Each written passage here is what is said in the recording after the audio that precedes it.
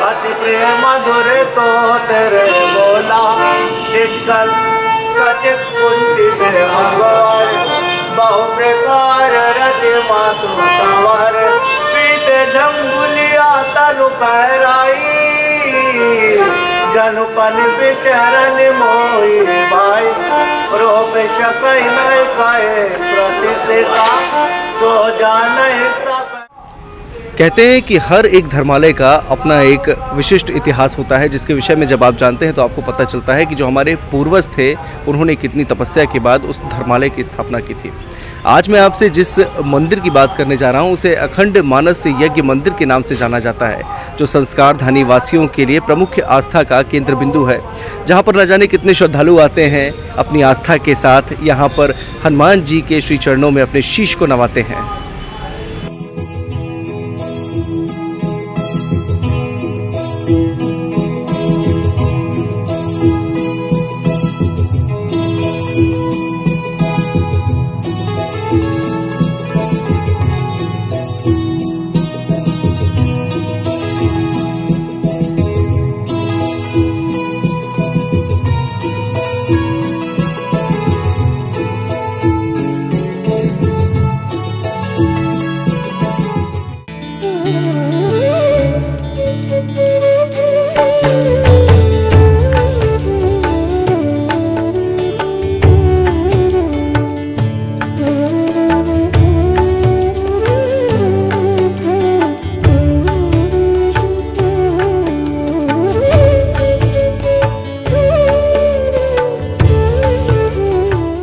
अखंड मानस यज्ञ मंदिर, आपके जहन में सबसे पहले ख्याल आ रहा होगा कि आखिरकार इस मंदिर का नाम ऐसा क्यों है, अखंड मानस यज्ञ मंदिर। दरअसल इस मंदिर में 16 अगस्त 1967 से लगातार रामायण पाठ किया जा रहा है और इसी वजह से इस मंदिर में सकारात्मक ऊर्जा निरंतर प्रभावित होती रहती है और जिसकी वजह से यहाँ पर न जाने कितने श्रद्धालु आते हैं। आप यकीन मानिएगा कि ये पूरा क्षेत्र सकारात्मक ऊर्जा से पूरी तरह प्रभावित रहता है।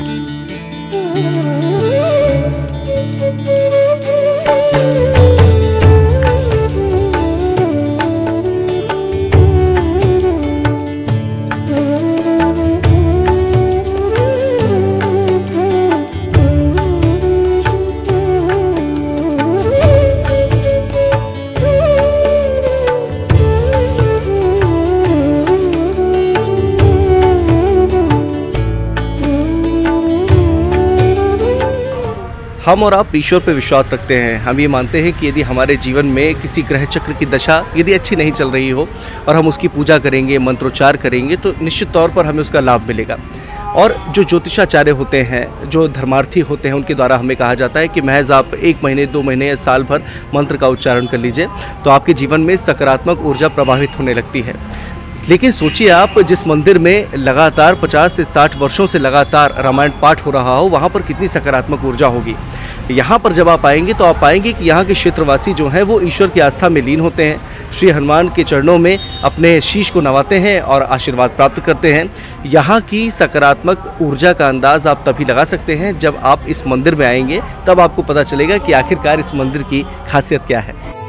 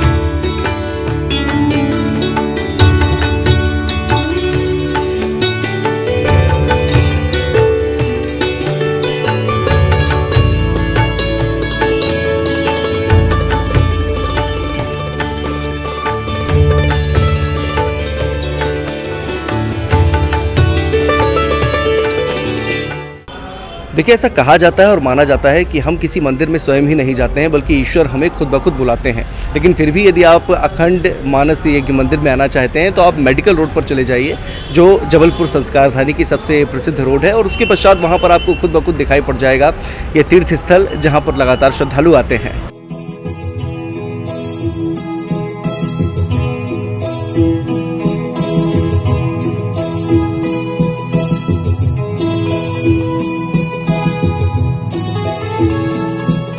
ईश्वर का वास हर जीव में होता है, हम सभी को पता है, और हमें जब ईश्वर देखने होते हैं तो हमें कुछ नहीं करना चाहिए कि हमारे समक्ष जो भी व्यक्ति खड़ा है, जो अपने व्यक्तित्व को धारण किए हुए, आप उसको देख लीजिए, उसके भीतर भी ईश्वर का अंश समाहित होगा।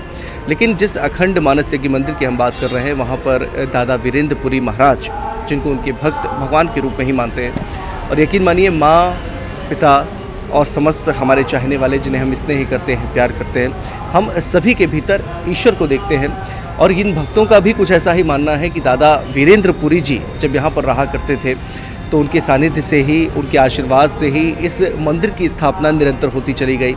सभी को स्नेह मिलता रहा दादा वीरेंद्र पुरी जी का, और उसके पश्चात यहाँ पर विशालकाय मंदिर का, भव्य मंदिर का निर्माण करवाया गया। दरअसल हम सभी को एक बात बताई गई है कि इस मंदिर के विषय में मीडिया में ज़्यादा नहीं बताया जाता है और ज़्यादा नहीं बताया जाना चाहिए। इसके क्या कुछ कारण है वो हम वीडियो में आपको आगे बताएंगे।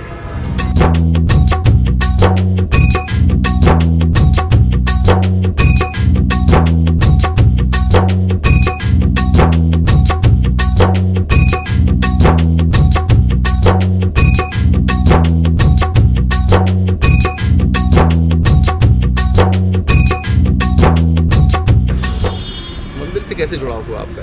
मंदिर से मेरा जुड़ाव बचपन से है। 1947 से जन्म है मेरा, और 1956-57 से मुझे स्मृतियाँ हैं सब मंदिर की। हमारे पिताजी 48-49 में गढ़ा छोटी बजारी में किराए से रहे, तो हम लोग इस स्थान पर उस समय से जुड़े हैं। और सन 1956 और 1957 में साठिया कुआं में एक अखंड रामायण समिति थी, उसके माध्यम से यहाँ सन 1957 और 1958 में यहाँ शरद पूर्णिमा में 2 बार अखंड पाठ किया गया। ये मेरे परिवार के द्वारा और अखंड मानस समिति के द्वारा। तो कहने का मतलब ये है कि मैं बचपन से जुड़ा हुआ हूँ, और 57 और 96 से मुझे स्मृतियाँ हैं। ये जो स्थान है मेरे लिए सब कुछ है। इसके अलावा मुझे कहीं आना जाना नहीं पड़ता। यहाँ की जो अनुभूतियाँ हैं, अनुभूति पे ही चर्चा करूँगा, मैं चमत्कारों पर नहीं करूँगा। मैं चमत्कार भी बहुत देखे हैं यहाँ पर, लेकिन चमत्कार पर न जाकर मैं अनुभूतियों पर जाऊँगा कि चमत्कार क्या होता है, अविश्वास भी पैदा करते हैं। जिसके साथ वो घटता है वो तो सत्य मानता है, लेकिन सुनने वाले उसको हास्य पैदा करते हैं उसमें। तो जहाँ तक मेरी अनुभूति है, इसके 3 पार्ट हैं। एक है मंदिर, दूसरा है भगवान, और तीसरे है गुरुदेव। क्रमशः पहले मंदिर बना, फिर भगवान जी आए, और फिर गुरु नागाजी महाराज आए। गुरु देवताभ्यो नमः और स्थान देवताभ्यो नमः का महत्व यदि आपको देखना है तो आपको इस अखंड मानस यज्ञ मंदिर में आना ही पड़ेगा। मानने वाले श्रद्धालु इसे प्रयागराज की तरह ही मानते हैं। दरअसल प्रयागराज जिसे त्रिवेणी के नाम से भी जाना जाता है, जहाँ पर स्थान का महत्व है, भगवान का महत्व है और गुरु का महत्व है। इन तीनों के महत्व को यदि आपको जानना है और इनका आशीर्वाद यदि आपको लेना है तो आप भी चले आइए अखंड मानस यज्ञ मंदिर। ये प्रयागराज के रूप में अनंत 1967 से अखंड रामायण पाठ चल रहा है। तो ये स्थान देवताभ्यो नमः जो बोलते हैं, तो स्थान का महत्व और गुरु महाराज का महत्व, ये आए तो अनंत काल तक चल रहा है। और जहाँ तक अनुभूति की बात है, तो आज मैं प्रत्यक्ष रूप से जो अनुभूति करता हूँ कि यहाँ ईश्वर है, हनुमान जी हैं, और स्वामी नागाजी महाराज की भी मुझको बहुत अनुभूति होती है। यहाँ तो होती है और घर में भी होती है। और अनुभूति जो प्रत्यक्ष रूप में देखते हैं, तो वो गद्दी पे जो विश्वनाथ जी महाराज स्वामी जी विराजमान है, उनमें उनकी अनुभूति करता हूँ। तो इस प्रकार से मैं यहाँ से जुड़ा हुआ हूँ। और जहाँ तक मनोकामनाएं वाली बात की जाए तो यहाँ जो मनोकामना सुंदरकांड पाठ होते हैं अन्नपूर्णा रामायण द्वारा, तो जो सुंदरकांड की संख्या होती है वो अपने आप मनोकामना पूर्ण होती है, इसका सिद्धिकरण है, वो किसी को कुछ बताने की आवश्यकता नहीं है। तो इस प्रकार से मैं श्री हनुमान जी महाराज, हाँ एक अनुभूति जरूर थोड़ा सा गुरु महाराज के साथ जो मेरी स्मृति में है और मैंने उसको प्रत्यक्ष पाया है, उनके चरणों में गुलाल लगाते हुए उनसे निवेदन किया कि आप आशीर्वाद बनाए रखिए। तो गुरुजी का जो कहना था कि आशीर्वाद है इसलिए तो आप यहाँ आए हो, तो उसका मैंने अर्थ ये निकाला, यदि हम आप लोग गुरु आश्रम में हैं, गुरु स्थान में आते हैं, अच्छा धर्म कर्म करते हैं, अच्छे मार्ग में चल रहे हैं, तो इसमें स्वयं का नहीं बल्कि ईश्वर और गुरु का ही आशीर्वाद है कि हम आप लोग सत्कर्मों में लगे हुए हैं। देखिए, हम और आप विज्ञान के युग में जीने वाले लोग हैं, तो हम वास्तव में उन चीज़ों पर ही विश्वास करते हैं जो हमारी नज़रों के सामने होती हैं और जो स्वयं सिद्ध होती हैं। आपके जहन में भी मेरी तरह एक ख्याल आया होगा कि पिछले कई वर्षों से यहाँ पर रामायण पाठ चल रहा है, लेकिन आखिरकार ये संभव कैसे है? क्योंकि रामायण को बीच में छोड़ा नहीं जाता है, बीच में उठा नहीं जाता है, और कई बार ऐसी परिस्थितियां निर्मित हो जाती हैं कि जब लाइट गोल हो गई है, जिस माइक के सहारे आप रामायण पाठ कर रहे हैं, फिर भी आप निरंतर करे जा रहे हैं। दरअसल जब दादा वीरेंद्र पुरी जी जीवित थे तो उस समय उन्होंने एक नियम बनाया था कि हर दोहे के पश्चात एक संपुट बोला जाएगा जो रामायण से ही लिया गया है, और उस संपुट का ही इस्तेमाल किया जाता है हर दोहे के पश्चात, ताकि कोई भी तारतम्य और नियम ना टूटे। जब भी कोई वक्ता वाचन करने के लिए रामायण पाठ का बैठता है तो सबसे पहले वो संपुट बोलता है और उठने के पहले भी वो संपुट बोलता है।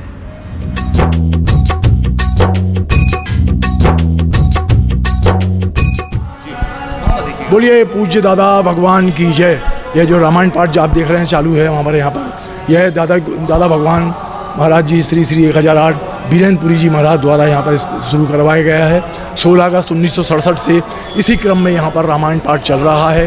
ये अपनी जो है वो व्यासपीठ कहलाती है, जिस पर भक्त लोग अपने क्रमबद्ध तरीके से अपने आते जाते हैं और रामायण पाठ कर रहे हैं। किसी भी विषम परिस्थितियों में भी ये पाठ जो है वो लगातार चलता रहा है। किसी भी प्रकार का कोई भी अवरुद्ध यहाँ पर उत्पन्न नहीं हुआ है। ये हमारे दादा भगवान की विशेष कहना चाहिए, और हनुमान जी महाराज जो बैठे हुए हैं हमारे, वो पूरा इस प्रकार से संभाले हुए हैं कि हम लोगों को किसी प्रकार से ऐसा एहसास ही नहीं होता है कि हम लोग रामायण पाठ पढ़ के थक जाते हैं। ऐसा लगता है हर बार नयापन लगता है। कहते हैं ना कि राम कथा जो सुनत अगाही रस विशेष जानातिन नाही। अगर जिन्होंने राम कथा को सुनने के बाद और अगर उसको कह दिया कि बस इतना ही है, तो उन्होंने कोई विशेष रस नहीं जाना है। ये तो आप डे टू डे जब पढ़ते जाएंगे ना, तो आपको उसका रस डे टू डे मिलता जाएगा।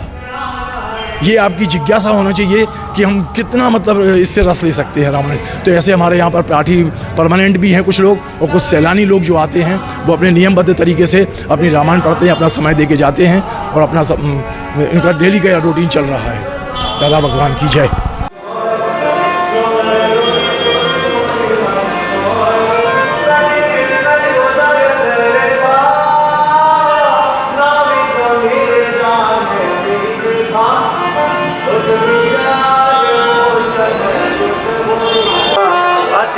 मधुर तो तेरे बोला टिकल कचित कुंचित भगवान बहु प्रकार रचे मातु सवार पीते झंगुलिया तनु पहराई जनुपन बिचरन मोई भाई रोप शकई नहीं काए प्रति से सो जाने सपना जही देखा मोह पर ज्ञान गिरा बाती दंपति परम प्रेम बस कर से सुचरित पुनि गुरु पितो मातो माए से भवानी प्रणव दीन बंधु देने दानी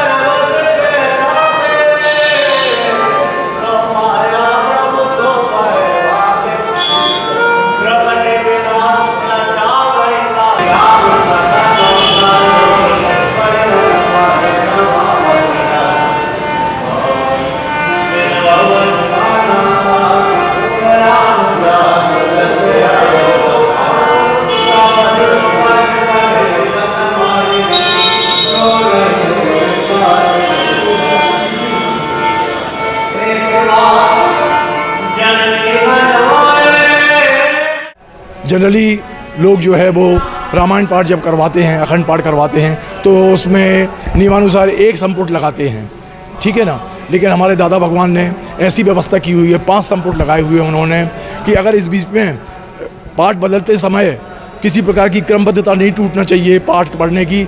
इसलिए जैसे सपोज लाइट चली जाती है, तो लाइट अगर चली जाती है तो उस स्थिति में भी जो पाठी बैठा हुआ है वहाँ पर, वो उसको रिपीट करते रहेंगे संपुट के लिए। हमारे संपुट हैं दादा भगवान के द्वारा बनाए हुए, जो स्वयं सिद्ध हैं अपने आप में चौपाइयाँ। पहली चौपाई है गुरु पितु मातु महेश भवानी, प्रणबहु दीन बंधु दिन दानी। दूसरी है सीता राम चरण रति मोरें, अनुदिन बढ़हूँ अनुग्रह तोरें।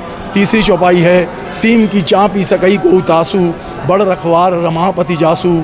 चौथी चौपाई है महावीर बिन बहु हनुमाना, राम जासु जस आप बखाना। और 5वीं चौपाई है कवन सो काज कठिन जग माही, जो नहीं होई तात तुम पाही। बोलिए पूज्य दादा भगवान की जय। ये जो मंदिर आप देख रहे हैं, ये गोंडवानों के समय का मतलब मंदिर है। इसमें नर्मदा जी की मूर्ति जो है वो आप देख रहे हैं, यहाँ पर नर्मदा जी की मूर्ति स्थापित है। और यहाँ पर जो है वो भगवान का दरबार आप देख रहे हैं बाजू में।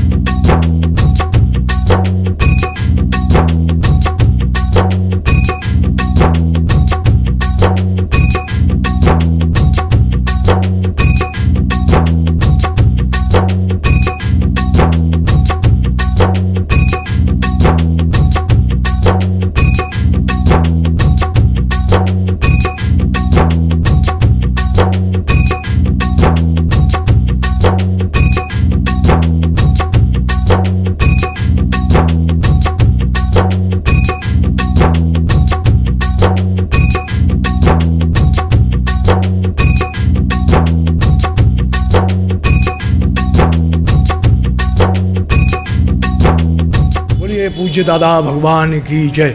हमारे दादा भगवान जो है यहाँ पर अखंड धुनी उन्हीं के समय से उन्होंने यहाँ पर प्रचलित की है, जो आज भी अखंड रूप में चल रही है यहाँ पर, ठीक है। और अभी दादाजी हमारे ब्रह्मलीन हो गए हैं जुलाई 2005 में।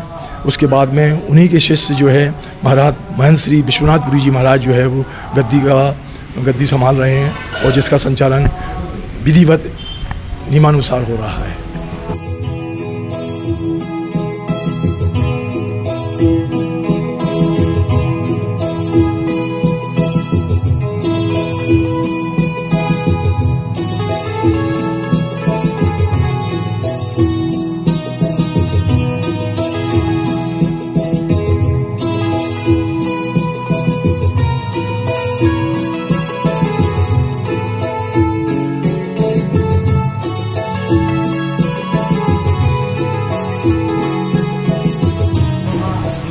बोलिए पूज्य दादा भगवान की जय।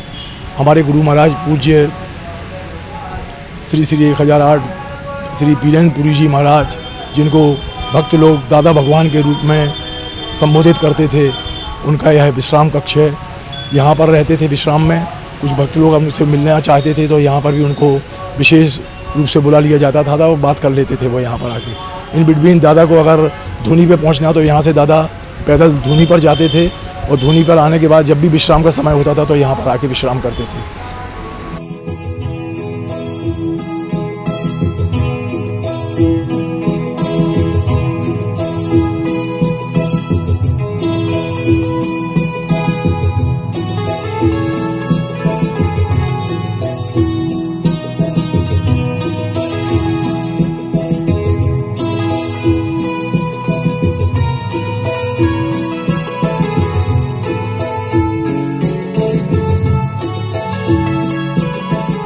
यह जो बरगद का पेड़ आप देख रहे हैं, यह पूज्य दादा भगवान के जिस समय उनका यहाँ पर आगमन हुआ है उसी समय से यहाँ पर यह स्थापित है पेड़।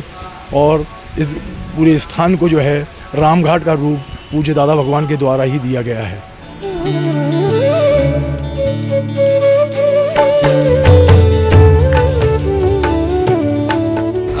ये जो हम लोग आप दोनों खड़े हुए हैं, जो ये समी का पेड़ है, इसकी विशेषता बताई जाती है कि शंकर जी को इसकी एक पत्ती अगर चढ़ाई जाती है तो वो 1000 बेलपत्री के बराबर उसका महत्व होता है। इसकी यह विशेषता है।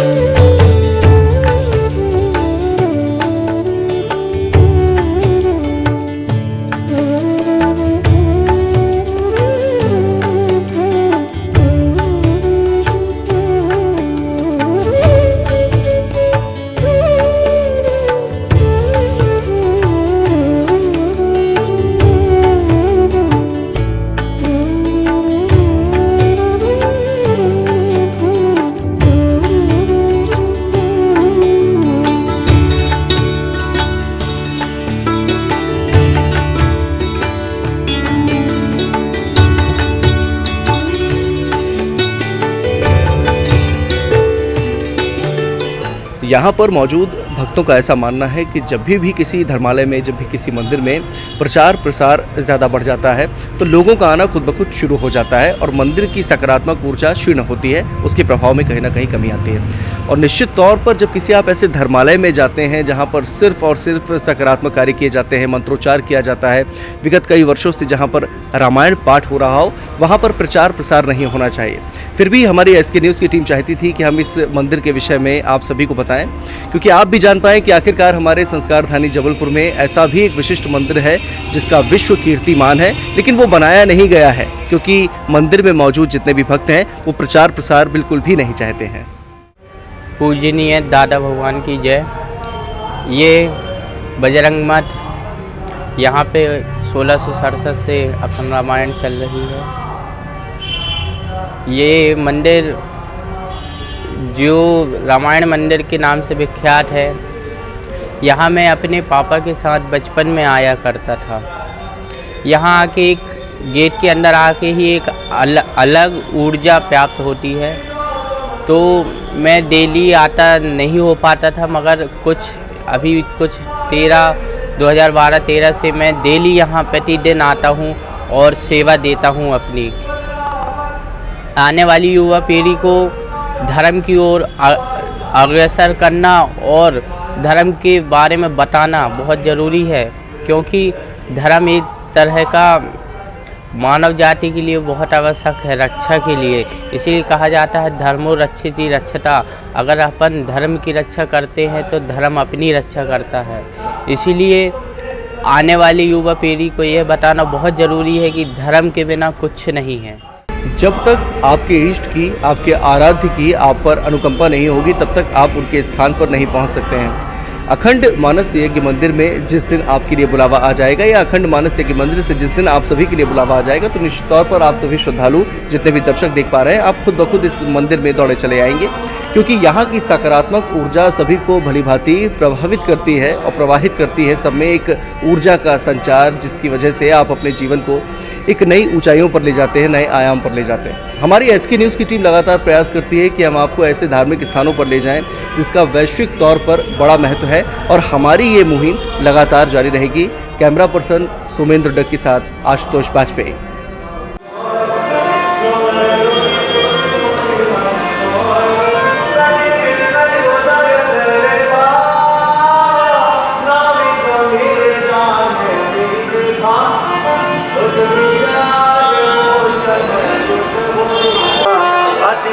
मधुर तो तेरे बोला टिकल कचित कुंती में भगवान बहु प्रकार रचे मातु सवार पीते झंगुलिया तनु पहराई जनुपन बिचरन मोई भाई रोप शकई नहीं खाए प्रति से सो जान सपना जही देखा सुख संदोह मोह पर ज्ञान गिरा बाती दंपति परम प्रेम बस कर शिशु चरित पुनि गुरु पितो मातो माहे से भवानी प्रणव दीन बंधु